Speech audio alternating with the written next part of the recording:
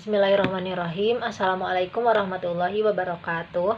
Alhamdulillahirabbil alamin. Wassalatu wassalamu ala asyrofil anbiya'i wal mursalin sayyidina wa maulana Muhammad wa ala alihi washabihi ajma'in, amma ba'du. Puji syukur marilah kita panjatkan kepada Allah Subhanahu wa taala yang mana pada hari ini kita masih diberikan nikmat kesehatan, dan semoga kita semua selalu dalam lindungan Allah Subhanahu wa taala.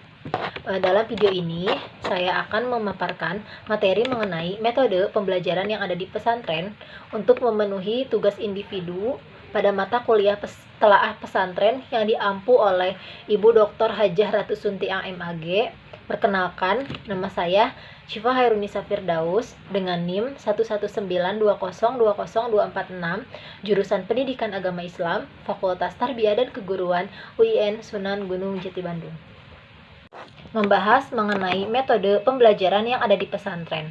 Sebelum membahas metode pembelajaran yang ada di pesantren, saya akan menjelaskan mengenai teori metode pembelajaran yang ada di pesantren terlebih dahulu.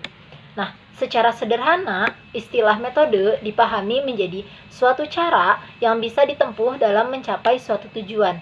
Adapun metode yang lazim dipakai pada pendidikan yang ada di pesantren diantaranya yaitu weton, sorogan, dan hafalan. Metode merupakan salah satu komponen pendidikan Islam yang bisa membentuk kegiatan pendidikan menjadi lebih efektif dan efisien. Tujuan pendidikan bisa tercapai jika metode yang dipakai benar-benar tepat. Metode dapat diartikan sebagai cara atau jalan yang wajib dilewati untuk mencapai suatu tujuan. Nah, metode pembelajaran yang ada di beberapa jenis pesantren. Yang pertama yaitu pesantren salafiyah. Pesantren salafiyah merupakan suatu pondok pesantren, lembaga, dan metode pembelajaran yang masih mempertahankan tradisi aslinya. Pondok pesantren salafiyah ini cenderung menganut sistem pembelajaran bandongan dan sorogan. Sorogan yaitu berasal dari kata sorog dari bahasa Jawa yang artinya menyodorkan. Sebab setiap santri menyodorkan kitabnya di hadapan kiai atau ustadznya.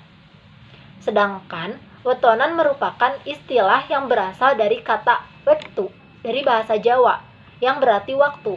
Sebab pengajian tersebut diberikan kepada waktu-waktu tertentu, yaitu sebelum dan sesudah melakukan sholat fardu.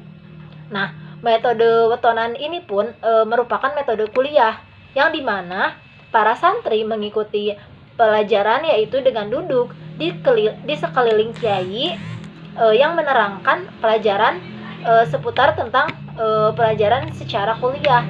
Santri itu bisa menyimak kitab-kitab masing-masing dan membuat catatan masing-masing. Nah, sedangkan metode bandongan dilakukan secara berkelompok, yaitu kiai membaca dan menjelaskan buku atau kitab kalimat demi kalimat dengan bahasa daerahnya tertentu. Misalkan terus santri hanya diberikan kode atau mengganti kalimat yang dianggap sulit dalam kitabnya. Nah, setelah kiai membahas isi buku atau isi kitab, santri dapat mengajukan pertanyaan atau komentar. Dalam metode bandongan ini, sekelompok santri itu terdiri dari 5 orang bahkan lebih yang mendengarkan kiainya itu membaca, menerjemah, mentafsir buku-buku Islam dalam bahasa Arab. Nah, pesantren dengan salafiyah juga masih menjaga keasliannya sejak pertama didirikan. Jika ada perubahan itu pun tidak banyak dan tidak merubah dari sistem aslinya, yakni kiai adalah sentral dan rujukan utama dalam setiap kebijakan yang akan diambil. Sehingga pesantren salafiyah ini belum memiliki silabus atau yang dikenal dengan kurikulum.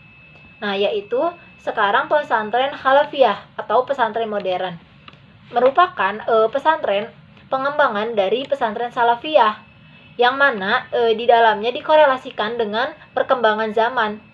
Pesantren modern ini bersikap lebih terbuka dan lebih dapat menerima hal-hal yang baru yang dinilai baik. Di samping itu juga harus tetap memelihara tradisi lama yang baik dan tetap menjaga kitab-kitab klasik, yaitu kitab-kitab kuning.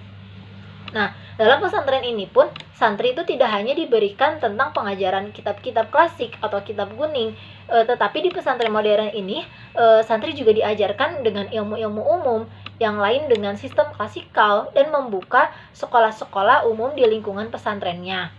Kurikulumnya pun merupakan perpaduan antara kurikulum nasional dan kurikulum lokal yang biasanya ditetapkan secara langsung oleh sang kiai dengan melihat perkembangan zaman yang ada. Cukup sekian yang dapat saya sampaikan.